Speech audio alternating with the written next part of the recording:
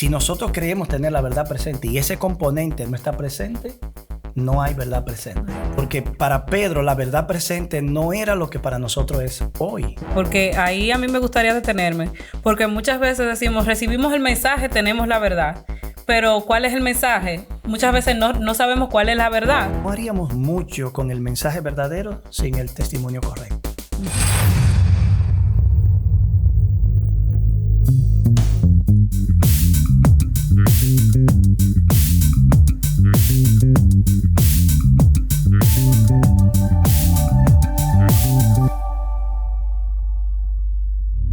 Amigos, bienvenidos al podcast número 1. Aquí está la respuesta. Amigos, sabemos que estamos en el Experto Responde y tenemos un pastor muy conocido, muy querido por muchos. El pastor Héctor Delgado nos está acompañando el día de hoy. ¿Cómo está, pastor? Bien, contento. Gracias por la oportunidad de acompañarlos. Esperamos que este día, el programa, el podcast, como ustedes le llaman, sea de bendición para todos. Que así sea. Y les tenemos un tema muy interesante, un tema que yo sé que va a ser de edificación para muchos porque yo sé que yo he escuchado a muchas personas hablando de este tema. El tema es la verdad presente. Tremendo tema. Y pastor, y vamos a entrar en materia. Queremos ahora que usted nos pueda explicar en primer lugar qué es la verdad presente. Bien, una pregunta interesante. Para los adventistas, esta pregunta es determinante. Porque para nosotros el concepto de la verdad presente es vital. De hecho, asumimos que estamos predicando la verdad presente y que la tenemos. Pero en el fondo, tener la verdad es la convicción de toda persona en cualquier denominación donde se encuentre. Pero creo que en el adventismo, de manera especial, el tema de la verdad presente es quizás uno de los temas más determinantes. Porque si no tenemos tal cosa, ¿qué función y qué sentido tiene y razón de ser la existencia de la iglesia? ¿Qué mensaje estaríamos proclamando? Bueno, quizás para instrucción de quienes nos escuchen, lo más importante sería determinar de dónde sale la expresión. Y no sale de la historia de la iglesia adventista, tampoco sale de la experiencia teológica nuestra, ni del estudio de la palabra. Sale de la palabra misma. El apóstol Pedro en su primera carta, capítulo 1 y verso 12, dice que él no va a dejar de recordarnos las cosas, aunque nosotros las sepamos y estemos confirmados en la verdad presente. Así que de allí sale la frase y nosotros las tomamos, estas expresiones, para aplicarla a la experiencia teológica y religiosa de nosotros en el tiempo actual. Pastor, disculpe esto, pero ¿en qué contexto Pedro estaba hablando acerca de esta verdad presente? Esa es una pregunta importante, porque para Pedro la verdad presente no era lo que para nosotros es hoy. Ellos tenían unas buenas nuevas que estaban compartiendo con el mundo. Y estas buenas nuevas eran que Jesús era el Mesías, que había muerto y resucitado y que Dios lo había declarado Hijo de Dios con poder. De manera que para ellos la verdad presente no era un mensaje escatológico, aunque también encontramos que ellos entendían que el último tiempo se había inaugurado, que el fin del tiempo había comenzado. Pero realmente para ellos la verdad presente era ese mensaje de buenas nuevas de salvación, que de hecho, si nosotros creemos tener la verdad presente y ese componente no está presente, no hay verdad presente. No hay. Wow. Valga la redundancia. Interesante. Mire, y yo estoy pensando aquí porque muchas veces nosotros tenemos la idea de un concepto sobre algo que escuchamos y repetimos. Y yo estoy aprendiendo también porque entonces quiere decir que en ese tiempo había un mensaje que estaba ocurriendo en ese momento. Por eso era la verdad presente. Así es. Ahora bien, pastor, a mí me gustaría que nosotros entremos en el terreno del tiempo y la profecía. ¿En qué sentido? El tiempo, porque hay muchas personas que dicen, no, la verdad presente que fue dada en este tiempo. O sea, ¿en qué momento llega este mensaje para este tiempo? ¿Llegó ahora? ¿Llegó antes? ¿Es una profecía? ¿Qué tiene que ver el tiempo y la profecía? Bien.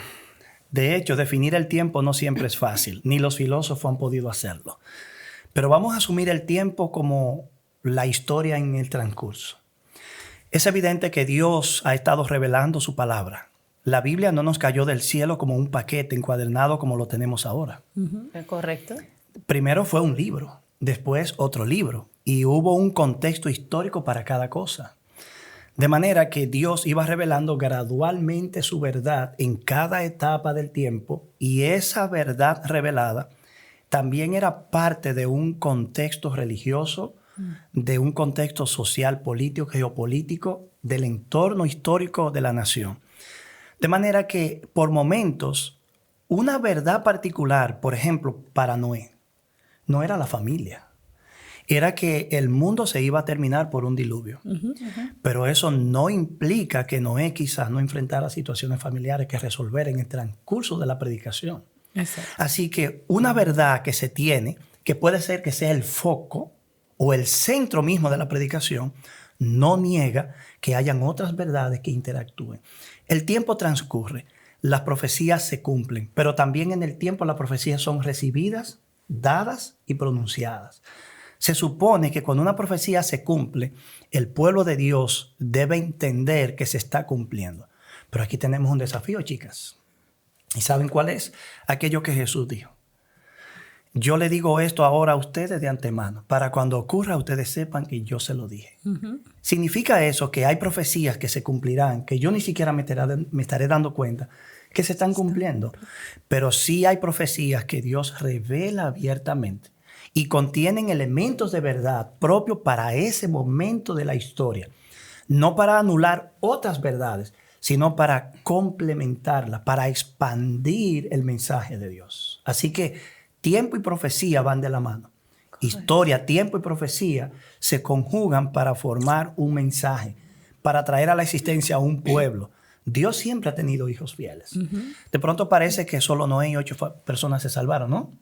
Correcto. Pero antes de que el arca se terminara de construir, toda una generación de personas fieles estuvo allí, tras la cortina. Como por ejemplo los muchachos que están detrás de la cámara ahora. Están actuando allí, están ayudando y siendo parte de este proyecto. El texto no lo consigna, pero estaban ahí. Cierto, pastor. Mire, eso que usted está diciendo me trae a la mente esta parte que había comentado contigo, Yagna, de que la iglesia piensa de pronto que si no estamos predicando de profecía, que si no estamos predicando Daniel, si no estamos predicando Apocalipsis, la iglesia no está cumpliendo con lo que debe cumplir, con el mensaje que debe cumplir. Y yo le decía, la iglesia tiene necesidades. Indiscutiblemente. Hay necesidades ahora mismo. Las familias están pasando por muchas situaciones. Las familias de la iglesia están siendo golpeadas. Nuestra salud está siendo muy afectada. La iglesia tiene otros mensajes también que platicar, que predicar. Mientras usted dice eso, me llega a la mente aquel incidente de José Bates cruzando el puente en New Bedford. Se encuentra con un amigo y el amigo le dice: saludos, José Bates. ¿Qué hay de nuevo? ¿Cuál fue la respuesta de José Bates? Que el sábado, lo que hay de nuevo es que el sábado es el día de reposo.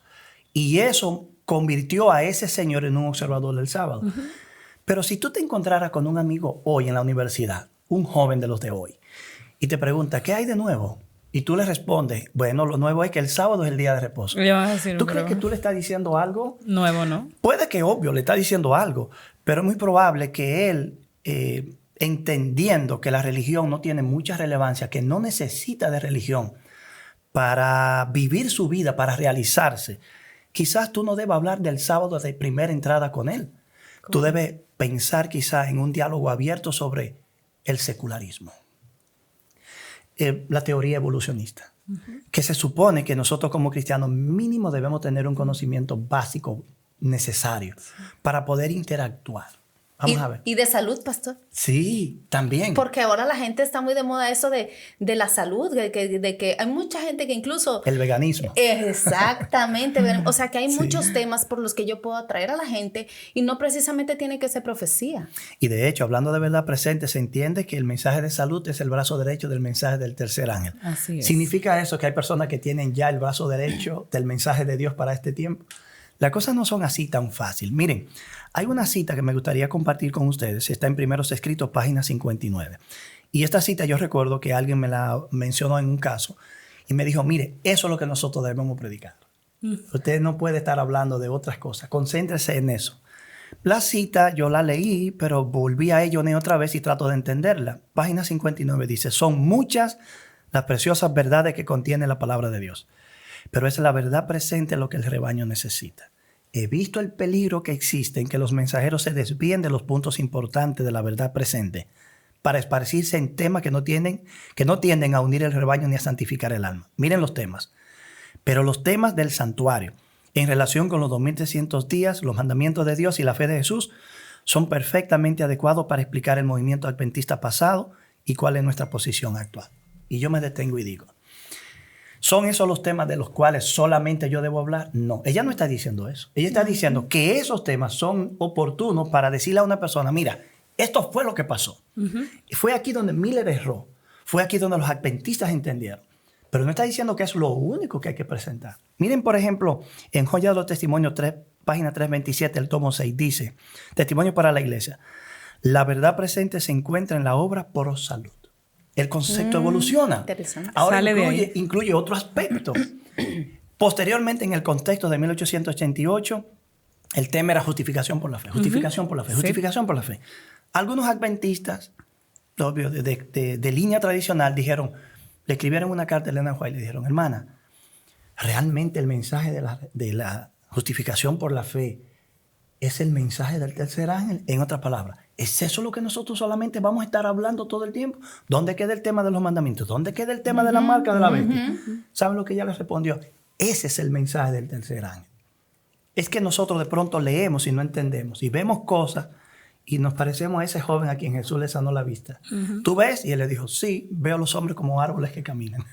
Interesante. Wow. Se dan cuenta que él ha mencionado el mensaje del tercer ángel, el mensaje del tercer ángel. Ahora, ¿a quién se le dio la proclamación de ese mensaje del tercer ángel? ¿Y qué incluye este mensaje? ¿Y por qué es importante para nosotros, pastor? Sí. Bueno, el mensaje de los tres ángeles fue dado al pueblo remanente.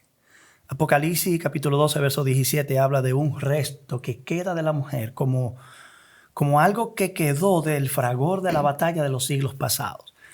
En el tiempo final, ahí está el remanente. Eso no significa que debemos creer que solo el remanente se salva, que solo el remanente tiene algo que decir.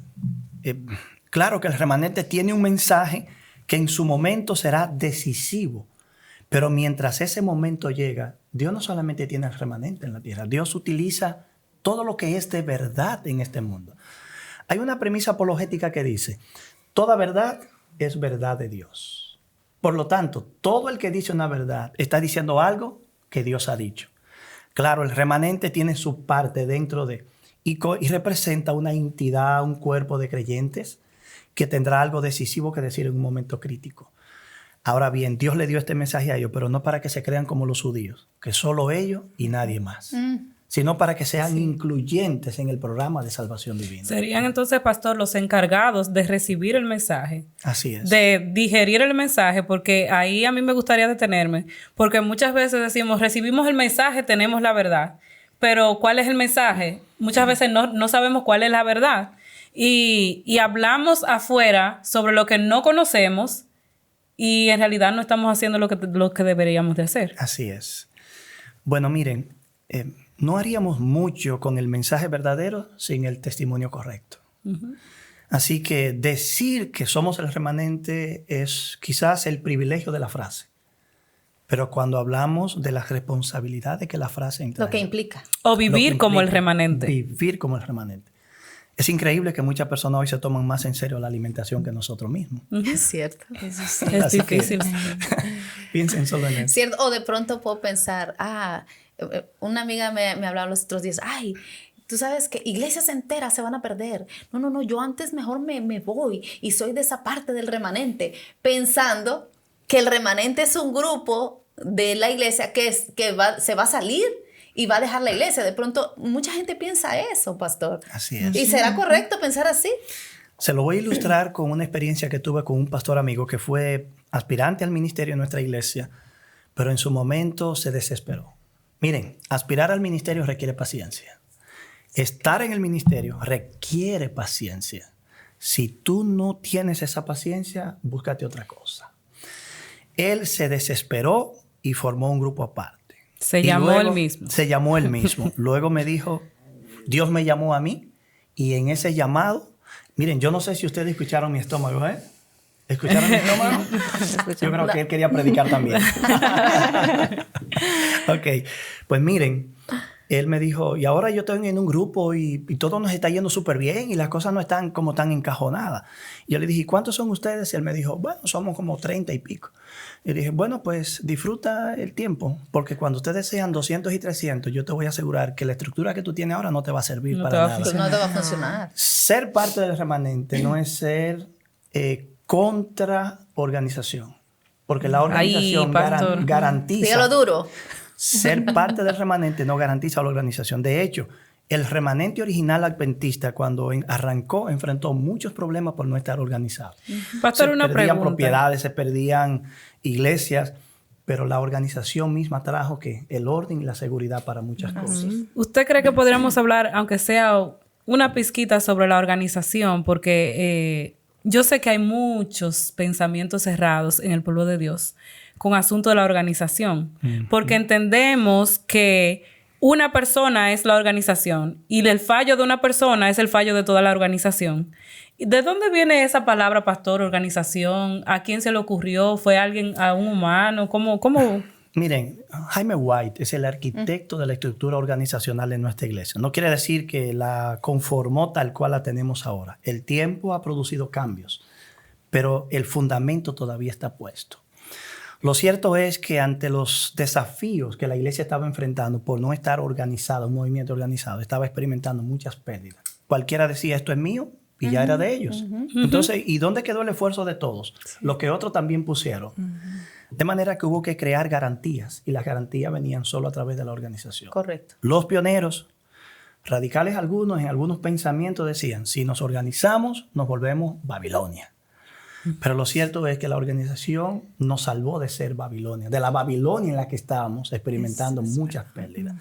Ahora, si tú vas a creer en la organización por la perfección moral de los individuos, eso nunca va a existir. Jamás. Jamás. En ninguna organización. Ni en tu casa ustedes son perfectos. Exacto. Están los fallos de tu padre, de tu madre, de tus hermanos y los tuyos mismos. De manera que seamos honestos y sinceros en entender que criticar a una persona que falló en algo para cuestionar toda la estructura es algo que si alguien te lo va a creer, pues amén. Sí. Pero yo no creo que valga la pena creer eso. Y es peligroso. Lo cierto.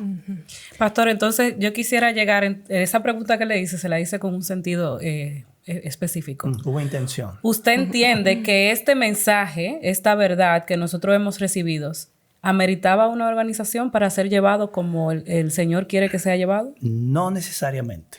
No necesariamente. Pero si ustedes piensan en la iglesia cristiana, uno pregunta, ¿para ser iglesia cristiana tenía que organizarse? Miren, pensemos solo en un caso. Hechos capítulo 6. ¿No? La iglesia está creciendo. Ya en los días de Cristo tenía cierta organización porque Judas era tesorero. Sí. Y ustedes notan que de todos los discípulos, aún de los 12, que era el grupo más reducido, habían 4 y 3 que eran los más cercanos. A la altura de Mateo 24, 4. A la altura de Getsemaní, 3. Sí. Entonces, Cristo tenía sí un tipo de organización. Y si Judas era el tesorero, tenía su junta directiva. Y otra, se queja el evangelio porque no administraba bien la cosa, indica que se necesitaba que él como tesorero hiciera bien su trabajo. Pero no teníamos diáconos para ese entonces. No. Luego viene un problema en la iglesia y eso empieza a distraer a los apóstoles y dicen ellos, espérate, que hay un problema. Sí. Ahora no podemos estar predicando el evangelio porque ahora hay que resolver minusas, pequeñas minusas. Vamos a elegir personas para eso. Entonces ahí la estructura de la iglesia empieza a formarse y avanzar. Luego encontramos las cartas de Pablo a Timoteo, donde se le dan instrucciones específicas. Vamos a elegir líderes, pero ya no echando suerte. No. Vamos a buscar cualidades en ellos, similares, siguiendo el modelo de Moisés, de los diáconos y así sucesivamente. La organización es necesaria. Ahora, cuando la organización se convierte en un problema, que puede ser, y que en la historia lo ha sido, 1888, el grupo que estaba en la cúpula máxima quería controlar hasta lo que se iba a predicar. Elena de White le dijo, no señor, las cosas no funcionan así.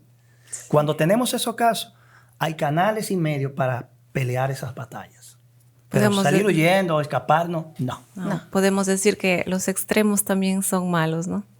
Y es así, Dios nos llama también al orden. Y pienso que mientras más han ido aceptando el mensaje, el llamado de Dios, han hecho más miembros de iglesia también, o bueno, miembros que conocían el evangelio, bueno, miembros seguidores de Jesús, vamos a ponerlo así, que mientras más aumentaban, entonces se necesitaba más de esa organización para poder sacar adelante todo ese grupo, ¿no?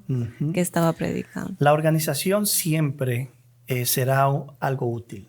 Imagínate hacerle frente al sistema legal de aquí sin organización. O sea, el que dice lo contrario no sabe lo que está hablando. Entonces necesitamos la organización.